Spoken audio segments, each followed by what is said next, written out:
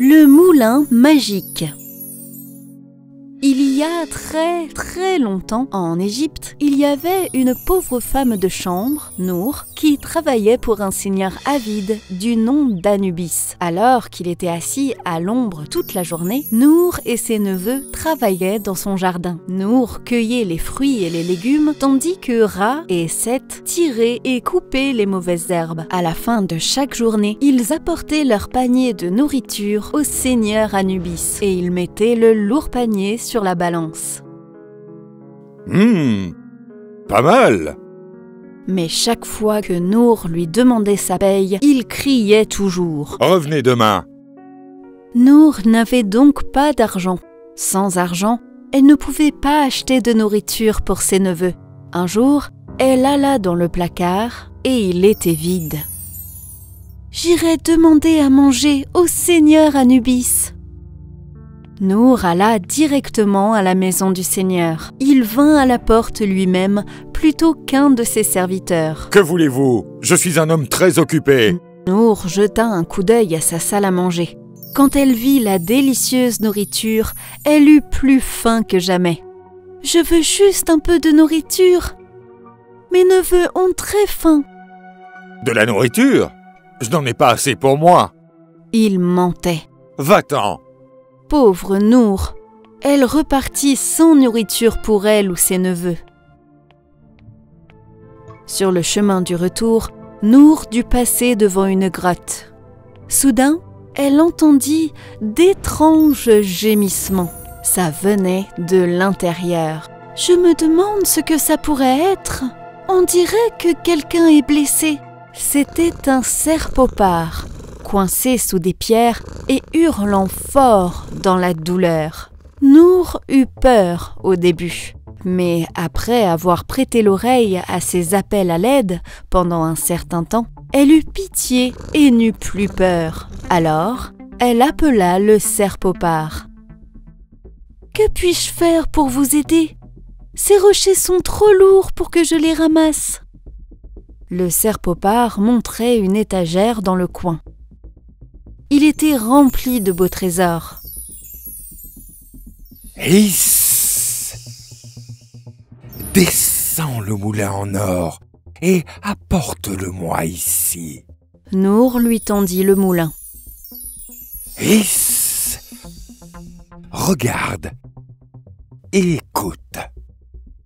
Il se mit à tourner la poignée. En le tournant, il dit « Moulin d'or, aide-moi s'il te plaît. Tu sauras exactement ce dont j'ai besoin. Hiss !» Dès qu'il eut dit ces mots magiques, une pelle se tenait à côté de lui. Toute seule, elle commença à creuser. Elle souleva le lourd rocher. Soudain, une autre pelle apparut. Elle commença aussi à creuser. Puis vint une autre pelle, et une autre, et une autre. Après quelque temps, toutes les pelles finirent leur travail, et le cerf-popard dit « Moulin d'or, arrête-toi et reste. Hiss !»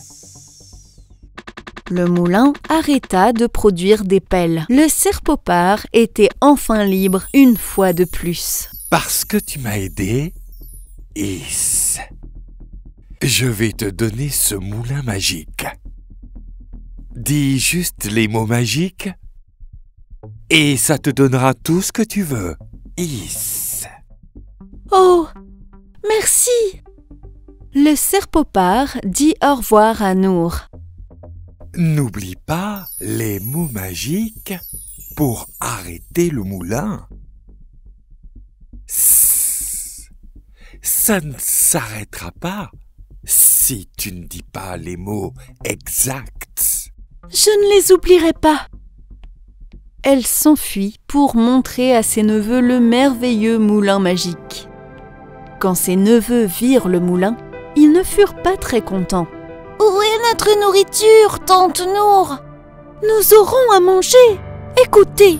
Nour commença à tourner le manche. « Moulin d'or, aide-moi s'il te plaît. Tu sauras exactement ce dont j'ai besoin. » Soudain, la table fut couverte de nourriture. Il y avait de la dinde et du jambon, de la purée de pommes de terre, des pois et des carottes, des fruits et du fromage, et du lait et du pain. Puis Nour dit « Moulin d'or, arrête-toi et reste !» Le moulin d'or arrêta de faire de la nourriture. Puis Ra cria « Oh ma tante, demandons de nouveaux vêtements !» Nour prononça les mots magiques et immédiatement, ils étaient vêtus de beaux vêtements neufs. Puis Seth dit « Demandons de nouveaux meubles !» Alors, Nour tourna le manche et prononça les mots magiques. Le moulin leur offrit de beaux et nouveaux meubles. Puis, Ra et Seth se mirent à crier « Nous sommes riches !» Ils rebondissaient de haut en bas sur leur nouveau lit. Souvenez-vous, ne dites jamais à personne les mots magiques. Le lendemain matin, Nour et ses neveux ne se rendirent pas au travail dans le jardin du seigneur Anubis. Nour resta à la maison pour planter des fleurs. Seth et Ra allèrent pêcher au ruisseau. Le seigneur Anubis vint bientôt leur rendre visite et découvrit pourquoi Nour et ses neveux ne vinrent pas travailler pour lui ce jour-là. Il fut surpris de voir leur nouveauté. Il hurla avec étonnement. « Tout cela ne peut pas être à vous. D'où sortez-vous tout cela? C'est un secret. Je ne peux rien vous dire. » Si vous ne me dites pas, j'irai voir le roi. Il vous jettera en prison pour vol. Nour lui montra le moulin. « Je n'ai rien volé. Ce moulin me donne tout ce que je veux. » Le seigneur Anubis le lui arracha. « Je m'en occuperai pour toi. » Et il courut directement à la maison. Il la posa, tourna le manche et dit « Je veux de l'or, s'il vous plaît. » Il ne se passa rien du tout. Puis il cria furieusement. « Je veux de l'or, maintenant !» Pourtant, il ne se passa rien. Puis il dit « Je découvrirai comment le faire m'obéir. » Il courut chercher les neveux de Nour. Quant à Nour et ses neveux, ils ne sont plus jamais retournés travailler pour le seigneur Anubis. Nour coulut dans son propre jardin ombragé. Seth et Ra passaient leur temps à pêcher. Et le moulin magique leur donna tout ce dont ils avaient besoin pour vivre heureux pour toujours. Le seigneur Anubis trouva Seth et Ra en train de pêcher dans le ruisseau. « Mes chers amis, j'ai entendu dire que vous avez un moulin qui vous donne tout ce que vous voulez. Dites-moi, comment fonctionne ce moulin magique? » C'est facile. Dis juste « Moulin d'or, aidez-moi s'il vous plaît. Vous saurez exactement ce dont j'ai besoin. Et tout ce que vous voulez en sortira. » Seth piqua rapidement son frère. Il chuchota. « C'est un secret !» Ra ne dit plus un mot. Très intéressant. Maintenant, il savait comment faire fonctionner le moulin. Il courut vers son bateau pour fuir le village afin que personne ne puisse prendre son moulin magique. Il avait hâte d'essayer à nouveau. Alors il commença à tourner la poignée en mer. « Je devrais le tester d'abord. Pour l'instant, je vais demander un peu de sel. » De sa voix avide, il dit « Moulin d'or, aide-moi s'il te plaît. Tu sais exactement ce dont j'ai besoin. » Le moulin commença à faire du sel.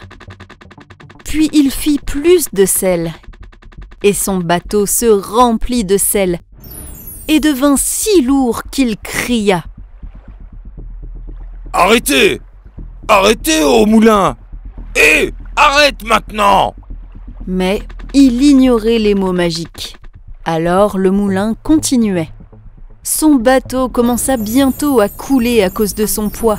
Et finalement, le bateau et Anubis se noya dans l'eau. Mais les enfants, savez-vous que ce moulin magique fonctionne encore et qu'il fabrique du sel? Et c'est pourquoi l'eau de mer est si salée. La fin.